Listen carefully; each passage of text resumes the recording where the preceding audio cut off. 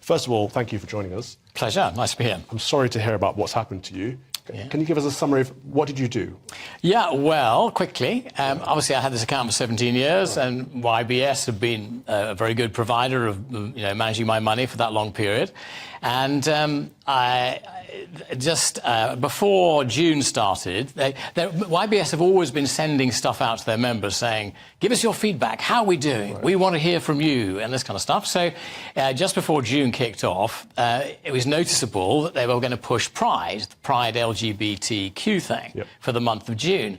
So I thought, well, OK, I'll give them some feedback. And so that's what I did. I wrote in there on their portal just a couple of paragraphs. It really wasn't a very substantial thing, saying really 2 points. One was, isn't this a bit of a waste of your energies? Because primarily you're there to manage money, not do social engineering.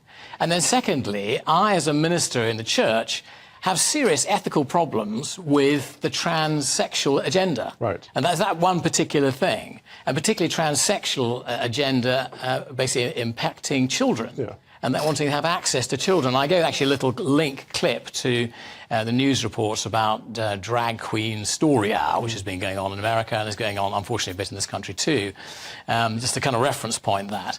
And I thought really, almost certainly the Customer Relations Department will bin it, they'll just ignore that. I thought maybe if they've got 100 other similar questions like this from their members, they might think, oh, well, perhaps there's something in this. Perhaps we shouldn't push this gay pride stuff so much. So I heard nothing until last week, and then I got a rather surprising letter from them saying rather extreme things like, the relationship between us has irrevocably broken down. I thought, oh, really? This is the first I've heard about it on this letter. And so we're going to close your account. End of story. You've got 14 days to take the money out of the account, and that's it. So that's where we are now. Scandalous. So you protested very politely. They disagreed with your stance and said they could no longer work with you. Your relationship was broken beyond repair. That's right. But we know that people that are murderers, rapists and paedophiles have bank accounts. Really? Lots of terrible people have bank accounts. You just happen to have conservative views on sexual ethics.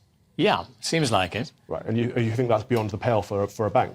Well, I don't think so. I say, as somebody said to me, if they're going to be that picky about the values and worldview of their customers, of their 3 million customers or what they have, they weren't going to end up with very many left. People are going to leave, because that's the whole thing about genuine diversity, the diversity of opinion. We all have different views and we're allowed to express them. This is Britain. So how does that work practically? You've had a 2-week period to move your money to another bank. Well, I haven't moved it yet. Right. The 2-week period finishes on Thursday, I think, next week. One of the reasons I went and talked to a journalist at the Times yesterday was to flag this up. I mean, I suppose what I would like, really, from YBS would just be an apology, and I hope that they wouldn't do it again. I hope that they wouldn't actually bully and intimidate anyone else that has a different opinion to themselves. Because, Richard, the thing I worry about is that Coutts, NatWest, Metro, Tide, First Direct, PayPal and the Yorkshire Building Society have all been kicking people out that don't subscribe to the LGBTQ agenda. Really? OK. I can't quite get my head around the idea that a bank needs to have a set of values rather than just managing money. And if it does have a set of values, why are they around sexual ethics? Yeah, well, I tend to agree with you. They're not there for social engineering. That's not their purpose in life, is it? Right. Yeah. And I noticed that they said to you they have zero tolerance against discrimination. Yeah. Now, did you discriminate against anybody? No, not at all. There's nothing personal in it. It was, as I say, I mentioned the financial side, use your time more constructively, managing money, and then the concern I have from a Christian perspective about particularly only some, transsexuals wanting to have access to children. So a disagreement is not discrimination. No, it isn't at all. Right. So what do you recommend people do? Well, it'd be quite good if they put a bit of a pushback to maybe the chairman and the CEO of Yorkshire Building Society and say, don't go down this rabbit hole of a particular worldview, a particular set of values, because you're going to alienate a lot of customers.